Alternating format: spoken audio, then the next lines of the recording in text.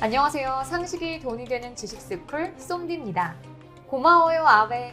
이게 무슨 뚱딴지 같은 소리냐고요? 사실 이 말은 국내 커뮤니티에 올라온 게시물인데 아베가 뇌물까지 써가며 한국을 위해 헌신한 인물이라며 한국을 누구보다도 위한다는 내용이 담겨 있어요. 이런 뚱딴지 같은 이야기가 어쩌다 나온 걸까요? 그 이후로 약 10년 전 부산에서 2020 올림픽을 유치하려던 것을 일본이 도쿄올림픽을 유치하며 막아섰기 때문입니다. 당시에는 분노, 아쉬움, 안타까움 등 만감이 교차하는 듯 했지만 이제는 전혀 그렇지 않습니다. 코로나로 2020 도쿄올림픽이 내년으로 한 번 미뤄졌다가 현재는 무산 가능성까지 야기되며 일본의 커다란 골칫덩이 신세가 됐거든요. 이런 시국의 올림픽이라니 실제로 부산에서 개최되었다고 상상하면 아찔하죠. 자칫했다간 한국이 안고 갔을 리스크를 일본에서 돈까지 써가며 방파제 역할을 해주다니 참 고맙기 그지없는데요. 그럼에도 일본은 올림픽을 강행하려는 움직임을 계속해서 보이는데 대체 그 속에는 무슨 꿍꿍이가 있는 걸까요? 영상 시작 전 좋아요와 구독 부탁드립니다.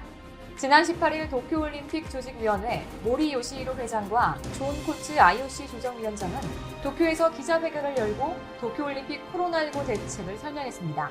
선수와 선수 간 거리는 원칙적으로 2m, 최소 1m로 검토할 방침을 분명히 하면서 코로나19 검사 횟수를 한 번 할지 정기적으로 할지 등 검사 구조도 검토하겠다고 설명했죠. 하지만 이 발표는 일본 내의 코로나19 감염 확산 시기와 겹치며 여론의 비판에 직면하게 됐습니다.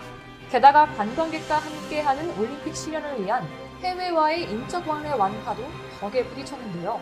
일본 정부는 지난달 비즈니스 목적인 사람을 대상으로 72시간 이내 체류를 허용하는 새로운 인적 왕래 대책을 마련했고 이달부터 미국, 유럽 등을 대상으로 도입하려 했지만 코로나19 확산에 포기할 수밖에 없었죠. 이렇게 일본 정부와 IOC가 올림픽 개최를 고집하는 이유는 뭘까요?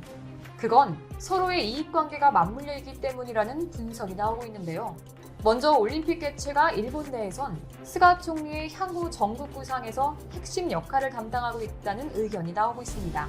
취임 1년 만에 올림픽 개최 성공이라는 업적을 달성한다면 정권의 구심력을 얻을 수 있다는 것이죠. 아사히 신문은 스가가 올림픽 개최를 성과로 삼아 국민의 신임을 얻어 본격적으로 정권을 수립하려 한다며 올림픽은 최대의 정권 부양책이라고 전하기도 했습니다. 하지만 반대로 올림픽을 취소하거나 무관중으로 대회를 진행할 경우 전 세계적으로 일본 정부의 방역 대책이 실패했다며 비판을 받을 것이라 우려하고 있다고 전했습니다. 반면 바흐 위원장은 올림픽을 취소할 경우 IOC의 스폰서 수입에 미칠 영향을 걱정하고 있는 것으로 보이는데요. 현재 IOC는 올림픽 방영권료와 스폰서 수입으로 재원을 유지해가고 있죠. 예정대로라면 도쿄올림픽 개최 후 반년 뒤인 2022년 2월에 베이징 동계올림픽이 개최됩니다. 베이징 올림픽을 위한 IOC 최고 후원사로는 전자상거래 업체 알리바바 그룹과 유업업체 모모우유가 이름을 올렸습니다. IOC의 고려사항은 도쿄올림픽 개최를 취소하게 된다면 베이징 동계올림픽 개최는 더욱 불투명해져 중국 스폰서들이 후원을 하지 않겠다고 나설 가능성이 있다는 겁니다. 한 IOC 관계자는 도쿄와 베이징은 같은 동아시아권이고 개최 시기도 가깝기 때문에 도쿄올림픽을 열지 못하면 베이징 올림픽에도 영향을 미친다고 전했죠. 하지만 일본 정부와 IOC의 입장이 어떻든 일본 국민들의 여론은 점차 부정적으로 바뀌고 있습니다. 바흐 위원장의 반일 직전인 14일부터 이틀간 전국 남녀 1,881명을 대상으로 여론조사를 실시한 결과 도쿄올림픽을 예정대로 개최해야 한다는 응답은 33%에 그친 반면 취소해야 한다가 31%, 재연기 하자는 28%를 차지했습니다. 이런 결과를 바탕으로 아사히 신문은 도쿄올림픽을 정권 유지에 이용하려는 스가 총리와 내년 봄 IOC 회장 선거에서 재선을 노리는 바흐 위원장의 의도가 엿보이는 거래라며 양측을 모두 비판했습니다. 하지만 소귀의 경일기처럼 제 아무리 여론에서 비판을 해도 아랑곳 않고 일본 정부와 IOC는 손뼉을 짝짝 맞춰가고 있습니다. 교도통신에 따르면 16일 오후 바흐 IOC 위원장은 도쿄 신주쿠 올림픽 박물관에서 아베 전 총리를 만나 올림픽 발전에 이바지한 인사에게 주는 올림픽 훈장, 금장을 수여했습니다. 바흐 위원장은 아베에게 당신이 마리오 분장을 하며 나타난 것을 잊을 수 없다며 올림픽 유치를 위한 일본인들의 마음을 대변한 것 같다고 감사의 말을 전하기도 했는데요. 일본 총리 출신이 이 훈장을 받은 것은 이번이 처음이라고 합니다. 이런 상황 속 가장 재밌는 점은 일본인들의 사고방식입니다. 올림픽 감행에 대한 여론이 좋지는 않지만 국민들이 크게 들고 일어나는 행동은 하지 않고 있습니다. 심지어 이번 아베의 수상을 자랑스러워하고 있죠. 만약 현재 논란이 된 주인공이 올림픽이 아니라 일본인들이 좋다 못해 환장하는 벚꽃이라면 어떨까요? 올림픽에서 일어나는 각종 비리 앞에서는 조용하게 분노만 하는 일본이 아베의 벚꽃 스캔들에 있어서는 칼날을 갈고 있다는데요. 요미우리 신문은 도쿄지검 특수부가 아베 전 총리 측이 주최한 벚꽃을 보는 모임 전야제와 관련해 아베 전 총리 비서 2명을 포함 지역구 지지자 등 최소 20명을 소환 조사했다고 보도했습니다. 검찰 측은 아베 전 총리 사무소의 회계장부와 호텔 측 명세서 등을 제출받아 분석하고 있는데요. 행사 비용으로 호텔에 지급된 액수가 참가자들로부터 거둔 참가비 총액을 웃돌면서 그 차액을 아베 전 총리 측이 지불했을 가능성을 염두에 두고 관계자의 입건 여부를 검토 중이라고 밝혔습니다. 일본법에 따르면 이는 정치자금규정법에 위반됩니다. 도쿄지검 특수부는 호텔 측에 지불된 총액이 참가자들의 회비보다 많아 아베 전 총리 측이 차액을 보전해줬을 가능성이 있다고 보고 기소 여부를 검토하고 있다는데요. 아베 전 총리 측이 호텔 측의 차액을 보전한 것이 확인될 경우 3년 이하의 징역이나 50만 엔 이하의 벌금형에 처하게 됩니다. 손바닥으로 하늘을 가릴 수 없습니다. 아베가 각종 비리로 유치하게 된 2020 도쿄올림픽과 수많은 비리 중 하나인 벚꽃 스캔들은 화살이 다시 돌아 아베와 일본을 겨냥하게 되었죠. 그리고 약 1년 전 벌어진 수출 규제도 일본 기업만 피해를 봤을 뿐 도리어 한국에겐 특히 전자 소재에 있어선 탈일본의 가속화를 향한 계기만 되었습니다. 한국은 소재 강국 일본에 의존했던 제품을 국산화하면서 소재 기술 자립화에 박차를 가하고 있는데요. 일본 정부의 수출 규제 사태에 대응하는 건 물론이고 소보장 생태계 구축에도 기여할 것이라는 전망이 나오고 있죠. 두산솔루스는 지난달 일본 기업이 독점했던 시스템 반도체용 하이엔드 초극박을 수주했다고 밝혔습니다. 두께가 2마이크로미터인 초극박은 차세대 웨어러블 기기에 들어가는데요. 두산솔루스의 자회사인 서티포일 룩셈부르크는 일본 기업과 대등한 수준으로 구현한 것으로 전해졌습니다. 또 하나솔루션은 올 5월부터 전남 여수 사업장에서 고순도 자일릴렌 디소시아네이트, 즉 XDI의 상업 생산을 시작했습니다. XDI는 폴더블 폰에 사용되는 플렉시블 디스플레이와 폴더블 폰 디스플레이 패널용 소재인 OCA 등에 사용되죠. LG이노텍은 지난달 세계에서 전력 손실이 가장 적은 고효율 페라이트를 개발했습니다. 페라이트는 자성 소재로 전압을 바꾸거나 불필요한 신호를 제거하는 데 쓰이는데 이 소재를 사용하면 TV 두께를 약 60%나 줄일 수 있죠. 그 이유는 전력 손실이 적고 부품 개수가 3분의 1로 줄기 때문입니다. 즉 일반 파워 모듈을 장착한 65인치 OLED TV의 두께가 약 46.9mm인 반면 고효율 페라이트 파워 모듈을 장착한 제품은 두께가 20mm 이하로 얇아질 수 있는 겁니다. 일본 기업들이 시장을 주도해 가격이 비싸고 수급이 어려웠던 페라이트를 LG이노텍이 슈퍼컴퓨터를 활용해 최소 4년 이상 걸리는 개발 기간을 1년 4개월로 단축하는 모습도 보였습니다. 이쯤 되니 아베는 한국을 위한 난입도가 아닌가 하는 생각이 드는데요. 그의 끝없는 욕심 때문에 일본은 점점 침몰하고 있지만 도리어 한국에겐 힘을 주는 이상한 상황을 만들어줬죠. 게다가 그의 뒤를 잇는 스가도 별반 다를 바 없어 보여 앞으로 얼마나 한국을 도와줄지 기대됩니다. 결국 일본 정치인들의 욕심과 반성을 버린 채 국민을 위한 마음을 갖지 않는 이상 지금 같은 굴레에서 벗어나지 못할 겁니다. 하지만 인간의 욕심은 끝이 없고 같은 실수를 반복할 뿐이니 크게 기대하긴 어렵겠네요. 아무렴 괜찮습니다. 일본이 이렇게 갈라파고스에 빠진 동안 한국은 일본을 발판 삼아 더욱 경제적 강국이 될 테니까요. 이와 관련된 여러분의 다양한 의견 댓글. 현재 한중일 3국은 왕이 외교부장의 적극 행보로 인해서 각국에서 다양한 해석이 등장하고 있습니다.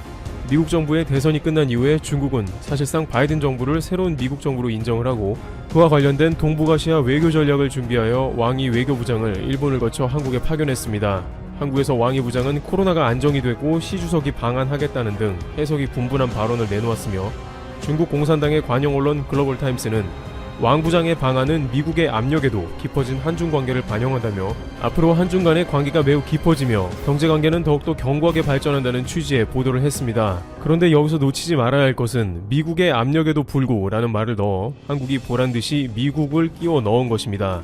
한국에서는 왕이 부장이 미국 관계를 의식하냐는 질문에 이 세상은 미국만 있는 게 아니다 라고 답하면서 우회적으로 한국이 미국 편에 서지 말고 중국 사이에서 잘 해보라는 취지의 태도를 보인 것으로 판단됩니다. 언뜻 보면 이러한 왕이 부장의 말이나 관영 언론의 보도가 한중 관계가 깊어졌다는 단순한 보도로 보이지만 사실상 그 내부에는 한국이 미국이 원하는 동시에 중국의 위협이 되는 행동을 한 경우 좌시하지 않겠다는 것입니다. 그것은 이미 과거의 사드 보복에서 볼 수 있듯이 중국은 언제든지 한국의 총공세로 나올 준비가 되어 있습니다. 중국 언론은 심지어 한국의 신남방 정책과 중국의 1대1로 구상이 겹치는 부분이 많다면서 중국의 1대1로 정책에도 한국이 협조하기로 했다는 한국 입장에서 듣기 거북한 발언들을 서슴없이 내보내고 있는 상황입니다. 이는 트럼프 행정부 때와는 전혀 다르게 한국에 적극적으로 관여하며 참견하는 모습으로 좀 더 발전한 모습입니다. 앞으로 중국은 동북아시아에서 한국과 일본의 고삐를 죄어 미국과 연합을 못하게 한 다음 패권을 다스리겠다는 뜻입니다. 이는 바이든 민주당 계열의 싱크탱크인 시너스가 한국을 좀 더 태평양 방어 전략에 끌어들여야 한다는 주장을 하고 있고 한국과 일본을 중국을 대항하는 전략으로 본격적으로 활용해야 한다는 구상을 밝히고 있는 맥락과도 일치합니다. 따라서 중국에서는 한국과 일본이 본격적으로 쿼드에 가담하고 중국을 대항한 군사 방위 연합을 구상하기 전에 왕이 부장을 파견해 동북아시아에서 중국의 위치를 인식시키고 한국과 일본의 각각 다양한 경로를 통해서 무언의 압박을 가한다는 것입니다. 그래서 한국에는 양국과의 관계가 깊은 상태이니 이것을 깨면 안 된다는 메시지를 주는 상황이고 일본에는 모태기 외무상과 왕이 부장의 회담 가운데 센카쿠는 중국당이라는 거북스러운 주제도 내뱉은 것이죠. 하필이면 이 말을 할 때 모태기 외무상은 웃고 있었고 그 자리에서 제대로 못 받아쳤다면서 일본 정계는 모태기 외무상의 태도를 놓고 한바탕 설전이 벌어졌습니다. 일본에서는 외무상이나 방위상이 관계가 좋은 동맹이 아닌 이상 웃기만 해도 그 자리에서 잘려나갈 수 있을 정도로 심각하게 봅니다. 2019년 대한민국과 초계기 갈등이 있을 때도 경직된 한일 관계 가운데 이와야 다케시 방위상이 정경두 국방장관과 만나 악수하다 웃은 게 원인이 되어 결국에는 아베가 경질을 시키고야 마는 일이 있었습니다. 하물며 이번에는 센카쿠가 중국당이라는 중국 외교부장 앞에서 모태기 외무상은 미소를 짓고 별 대꾸를 안 한 것이라서 일본 자민당에서는 폭발에 맞지 않았던 것입니다. 그런데 한편으로는 이렇게 웃으면 안 되는 상황에도 일본에서 웃을 수밖에 없었던 이유가 있다는 것입니다. 일본은 GDP 전세계 3위로 아쉬울 게 별로 없으나 GDP 2위인 중국에게는 저자세일 수밖에 없다는 것이죠. 특히 중국에서는 일본 경제를 여러 가지로 떠받쳐주며 코로나 이전에는 관광객도 압도적으로 많이 보냈습니다. 아무리 일본 군사동맹이 미국이고 우방국이라고 한들 일본의 살림을 상당히 책임져주는 것은 중국이기 때문에 스가 정권은 중국의 불합리를 알면서도 대놓고 반중하지 못하는 모습이 나오고 있는 것입니다. 따라서 이번 왕이 부장은 일본에 일종의 군기를 잡으러 온 상황이며 일본은 절대 강한 메시지를 못 내는 것입니다. 또한 중국은 북한이나 중국을 상대로 미국과 함께 장거리 미사일 배치를 고려한다는 것을 잘 알고 있습니다. 따라서 중국은 현재 국가안보 주요 정책으로 미국 본토까지 날아가는 미사일, 스텔스 폭격기, 핵잠 등을 마련했습니다. 물론 제대로 작동이 되는지는 검증이 되지 않았습니다만 그만큼 태평양 패권에 있어서 절대 미국에 지지 않겠다는 의도인데 그 길목에 1차적으로 버티는 것은 일본입니다. 한국은 북한과 붙어있는 상황이고 유사시에 독립적으로 움직이기 어려운 점이 있는 반면에 일본은 단독으로 중국의 작전을 수행하기 쉬운 데다가 동중국해에서 센카쿠 영토 문제도 대립 중이라는 것이죠. 따라서 중국은 일본을 본격적으로 견제할 만한 수단을 군사 분야뿐만 아니라 새로운 경제 정책도 준비 중입니다. 바로 중국이 전략물자와 첨단 기술의 수출 관리를 강화하는 내용의 수출관리법을 내달 1일부터 시행할 예정인 가운데 일본이 법 시행에 따른 파장을 주시하고 있는 것입니다. 중국은 지난 10월 전국인민대표회의 상무위원회에서 수출관리 법안 가결을 했습니다. 한 가지 흥미로운 것은 내용 면에서 일본이 한국에 저지른 수출 규제와 똑같다는 것입니다. 내달 1일 발효하는 이 법의 핵심은 중국 당국이 자국 안보에 위해가 되는 전략물품을 제3국으로 수출할 수 없도록 규제하는 것입니다. 대상 물품은 대규모 살상 무기 관련이나 생화학 무기 등 테러 용도의 물품으로 중국 국무원과 중앙군사위원회가 심의를 거쳐 구체적인 대상을 정하도록 했습니다. 문제는 이러한 수출 허가제가 상당한 일본 기업을 위협하는 매우 중요한 조치가 될 것이라는 점입니다. 바로 일본이 과거 한 차례 중국 때문에 크게 고생했던 히토류인데요. 니케이에 따르면 이 법 시행으로 중국의 수출 허가제가 적용되는 전략물자의 히토류가 포함될 가능성에 일본 기업들이 촉각을 곤두세운다고 합니다. 히토류는 17개의 원소의 총칭으로 소량을 추가하는 것만으로 소재 성능을 높여줘 산업의 비타민으로 불리는 핵심 물자죠. 일본은 이미 2010년 중국발 히토류 쇼크를 겪었습니다. 양국 간의 영유권 다툼이 벌어지고 있는 센가쿠 열도 앞바다에서 중국 어선의 일본 해안보안청 순시선 충돌 사건이 발생한 뒤 중국이 히토류 수출을 사실상 중단해 일본 산업이 큰 타격을 받았습니다. 일본은 2012년 중국의 수출 규제가 부당하다고 세계 무역기구 WTO에 제소했고 WTO는 2014년 일본 측 손을 들어준 바 있습니다. 물론 일본은 이를 계기로 수입 라인을 다변화해 중국 의존도를 60%까지 낮추는 노력을 했지만 세계 시장을 장악한 중국의 히토류를 벗어나는 데는 한계가 있다는 지적이 나오고 있는 것입니다. 특히 모터용으로 쓰이는 디스프로슘과 테르뷴 등의 중히토류는 중국이 거의 독점하는 상태입니다. 결국 일본은 백방으로 방안을 마련했지만 중국의 히토류에서는 여전히 벗어날 수 없는 것입니다. 그런데 반대로 중국은 WTO에 패소를 했으므로 일본에 수출하지 않을 수 없는 상황인데 여기서 중국은 일본이 한국에 써먹은 수출 규제를 따라해 그대로 일본에 사용하는 묘수를 적용했습니다. 일본은 안보의 이유로 자국의 불화수소 등을 한국에 수출 금지시키며 최악의 정책을 폈습니다. 그런데 이제 중국이 똑같이 국가안보를 이유로 히토류를 그 리스트에 올리기만 하면 일본을 쥐고 흔들 수 있는 것입니다. 일본이 고안해낸 소위 한국 주기기가 이제는 일본의 산업 목줄을 위협하게 된 상황이 오는 것입니다. 관련 소식통들은 과거 중국이 일본 히토류 수출을 금지하자 결국 일본이 두 손 들고 항복한 장면이 있었다며 중국은 다시 한번 동북아 패권을 위해서 히토류 카드를 자신의 수출 규제 리스트에 포함할 가능성이 높다고 봤습니다. 중국의 수출관리법은 언제든지 실행되고 발효되어 일본의 산업 근간을 흔들어 놓을 수 있기 때문에 일본은 미국과의 동맹으로 중국을 압박하기 어려워지고 왕이 외교부장에게 이렇다 할 목소리도 못 냈던 것입니다. 경제계에서는 중국의 일방적으로 이득을 보는 일본이 결정적으로 자원 수요에서 발목이 잡히게 된 꼴이라며 미국은 중국제도 많이 이용하고 있어서 중국이 히토류 카드를 미국에는 잘 사용할 수 없는 반면에 일본은 무역이나 관광 수지 등 중국에 압도적으로 수출하는 상태라 맞설 카드도 거의 없다는 것입니다. 게다가 한국은 일본의 수출 규제를 잘 이겨내고 오히려 탈일본의 기회로 삼는 계기가 되었지만 일본의 히토류는 자체적으로 만들어낼 수 없는 자원이기 때문에 그대로 산업 괴멸이 오는 것이죠. 이와 같은 소식은 한국의 많은 네티즌들에게 일본이 한국의 한 일을 똑같이 당하는 인과응보라 말합니다. 자신들이 한국의 반도체 산업을 괴멸시키려고 말도 안 되는 억지스러운 정책을 펴고 웃었지만 반대로 이제 중국의 히토류에 일본 산업 전반에 매우 큰 피해가 올까봐 전전긍긍하고 있는 것이죠. 특히 일본은 미국이 중장거리 미사일을 배치하자고 적극적으로 나올 때마다 식은땀을 흘릴 것으로 예상됩니다. 미국이 중장거리 미사일을 배치하려고 하는 순간 중국은 자신의 히토류 카드를 슬쩍 일본에게 보일 것이기 때문입니다. 니케이는 히토류 수요국들이 중국 정부 정책에 따라 조달을 우려하는 상황에 노출되게 됐다며 중국의 속박에서 벗어나기 어려울 것 같다고 진단했습니다. 생각보다 중국에 너무 기댔던 것이 큰 패착입니다. 반면 한국에서도 이러한 중국의 모습을 보면서 반면교사로 삼아야 한다는 주문이 나오고 있습니다. 중국 내에 한국의 다양한 산업체가 포진하고 있으며 대중국 무역이 매우 중요한 것은 인정하지 않을 수 없으나 결과적으로 중국과 깊게 엮이는 것은 한국에 좋지 않은 결과를 안겨줄 가능성이 매우 크다는 것입니다. 반대로 한국도 일본에 너무 많은 사업을 기대고 받아들여서 일본이 그것을 이용해 한국을 공격한 것을 잊지 말고 앞으로 한국은 산업계의 라인을 다변화하며 중국에도 동일하게 대처해야 한다는 의견에 무게가 실립니다. 트래블 튜브 여기서 마치겠습니다. 감사합니다.